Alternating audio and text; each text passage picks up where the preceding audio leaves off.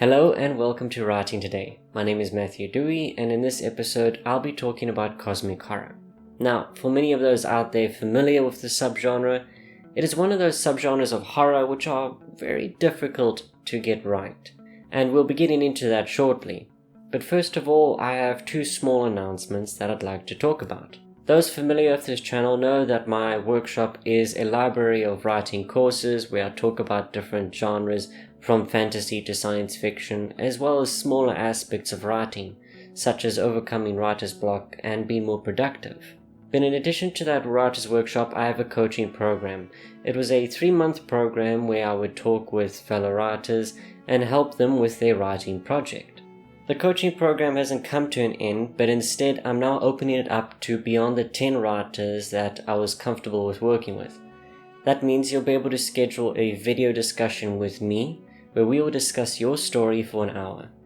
Of course, you'll be able to tell me a bit about your story first and the problems you're encountering before that session begins.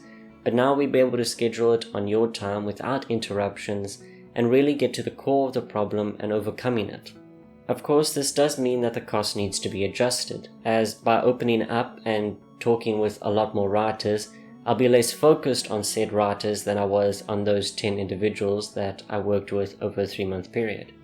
So if you still want to do a 3-month coaching program where you and I discuss your story for an hour once per month for 3 months, you'll still be paying less than a third of the original price. So it works out for everybody.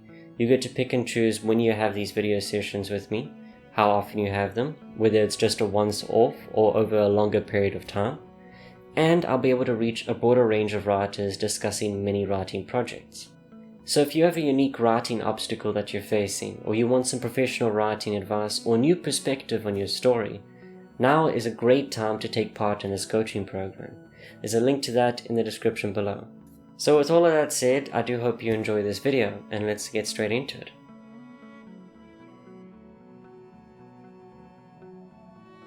Now, for those who aren't familiar with the subgenre, the cosmic horror genre was created, you could say, by H.P. Lovecraft. He is what you would call the founding father of this subgenre. This is why cosmic horror is sometimes called Lovecraftian horror, because it began with him. He laid down the groundwork for this subgenre. His stories often depicted a universe where humans were insignificant and powerless in the face of ancient, incomprehensible entities. You may be familiar with one of his most famous creations, Cthulhu, which is the icon for cosmic horror. And it's not to say that he wasn't inspired by many horror writers before him. For example, he was very much inspired by Edgar Allan Poe's works, which often dealt with the unknown or some terrifying otherworldly entity. But from these inspirations, he took mainly their writing style rather than their subject matter. As when it came to a lot of his writing, it was very much unique to him, and since then, it has often been his work that has inspired modern cosmic horror. And this subgenre has inspired a lot of horror writers out there. When I was first starting as a writer and I was writing short stories every day, I often turned to the horror genre as it was the easiest one to capture a short story in. But you often get tired of writing the same old story. These characters which are hunting down serial killers or monsters, some things that we are just so familiar with. But then there's cosmic horror, which delved into the more psychological aspects of what is it like to face something that you can't completely understand. It's a whole idea of trying to imagine something you can't imagine, trying to describe something that you can't describe. And then the idea that you can even go against it, to even combat it and win, is simply lost. It's thoughts like that that make cosmic horror so much more terrifying. And that's why it's much more interesting to write. It's a challenge for a lot of writers to create something that's scary without actually throwing it right into the face of the reader. You have to then take a look at the effects that it creates rather than what is causing it. That's not to say that he wasn't writing something that he couldn't attempt to ground. In other words, to make tangible so that way it didn't seem so ridiculous. And that was to make it seem scientific or historical. Often in these stories, these characters are intelligent people who come from well-educated backgrounds. It is all about science and discovery and philosophical thought, All of these things that went into how do we understand this which is not understandable. In order to ground it further, he wanted to give it history. Often these cosmic entities, these cosmic horrors, they had history behind them, mythology. They were grounded in ancient ruins, in scripts that no one could really understand without going mad. It is all an attempt to say that these cosmic horrors exist, and to say they exist is the only thing that we can almost certainly say about them. One of the most famous mythological texts that is often talked about in his works is another famous icon of cosmic horror, the Necronomicon, a book containing forbidden knowledge that drives the reader mad. And in the Necronomicon is an ancient language which, when read, can conjure all sorts of monsters and beings into existence. It can raise the dead, or wake sleeping gods from their ancient slumber.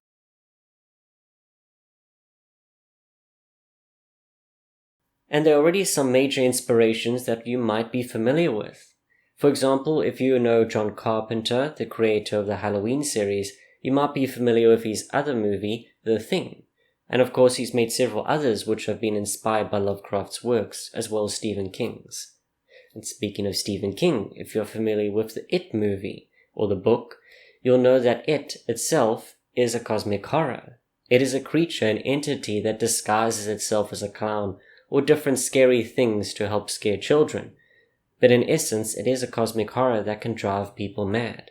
It is not understandable, and as such, it fits right into the realm of cosmic horror. A more modern example of cosmic horror you might be aware of is Stranger Things. It's another world, it's a strange entity, it's unexplainable, it's madness all in itself. And these characters are simply trying to survive against something that is unstoppable.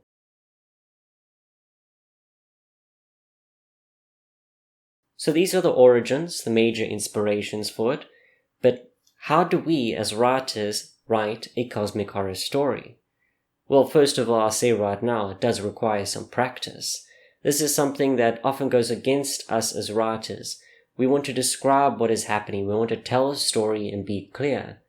But this type of subgenre challenges you to tell a story without being clear, and as a result, tell a story clearly. Can you see the contradiction in this? However, there are some key themes and elements that you can include in your writing to make it ring of cosmic horror. First of all, the indifference of the universe.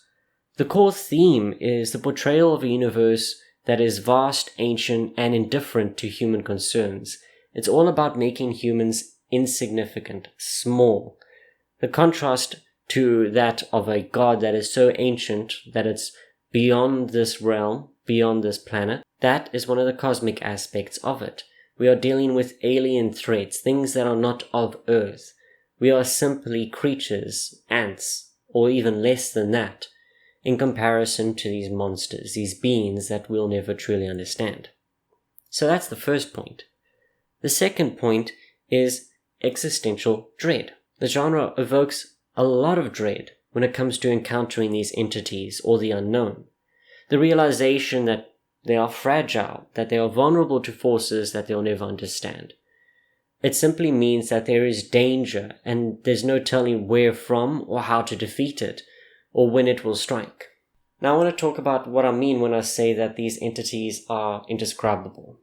It doesn't mean that you shouldn't try. It means you should try, you should just fail in doing so. If you take a look at a lot of Lovecraft's works, these characters are trying their best to describe what is happening and how it is affecting them, and they are failing in doing so. And as a result, we as the reader are filling in a lot of that with our imagination. Sometimes they're describing these creatures in one way and then another, the complete opposite. To them it is difficult, so it must be for you, as the reader, difficult to imagine it. And that brings me neatly to the point of what happens to the characters who are in the presence of these creatures, of these entities. Well, that is another key element in Lovecraft's works, the unreliable narrator. Now, the unreliable narrator is used not only in cosmic horror, it's used in many different genres. The whole thing about them is that you're not sure what you're reading is the truth or not.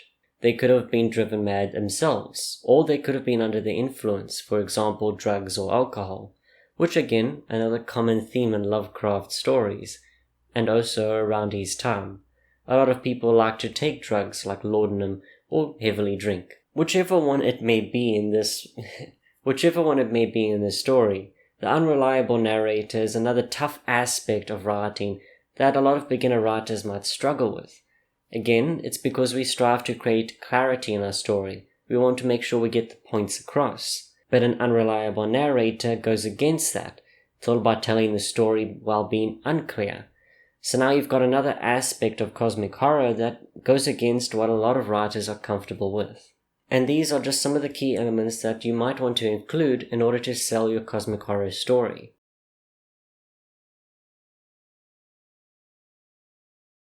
And now, having said that, that brings me to the point I'd like to make about cosmic horror.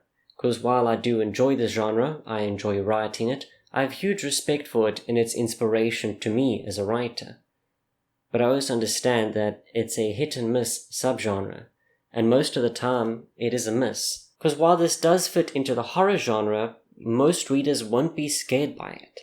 A lot of readers reading Lovecraft's works will happily admit that, yeah, quite a few of his works aren't that scary. So for a lot of people looking into the cosmic genre, they'll marvel at how wondrous or impossible some things that are being described are, but they won't be scared by it. But at the end of the day, if your goal is, as a writer in the horror genre, in the thriller genre even, to scare your reader, you're going to stick with the grounded horror because it is that much more believable. There have been so many failures in literature and in film when it comes to cosmic horror, which is why it is one of those niche genres.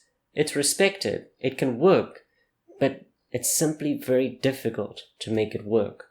You have to include so many other elements that people are familiar with, that people do enjoy, in order to ground it out completely. And soon you only have cosmic horror as a small element, a part of a greater film or project. For example, Stranger Things. There are many elements to it, and cosmic horror is only one of them. So it's a lot of the other stuff that sells it and makes the cosmic horror element a lot better. That's not to say you as a writer can't enjoy it. If you're interested in writing the cosmic horror genre, I do hope that talking about it here in this video and going through the various elements that you can include in your story helps you to write this genre. And if you have any questions about the cosmic horror genre, be sure to let me know in the comments below, or let me know what you want me to discuss in a future video. And with that said, that does bring us to the end of today's video. If you want to check out some of my work as a writer, there's a link to that in the description below. And if you want to check out my coaching program, there's a link there too. Thank you so much for watching, and if you enjoyed, be sure to leave a like and subscribe if you haven't already. And with that, good day, good night, and happy writing.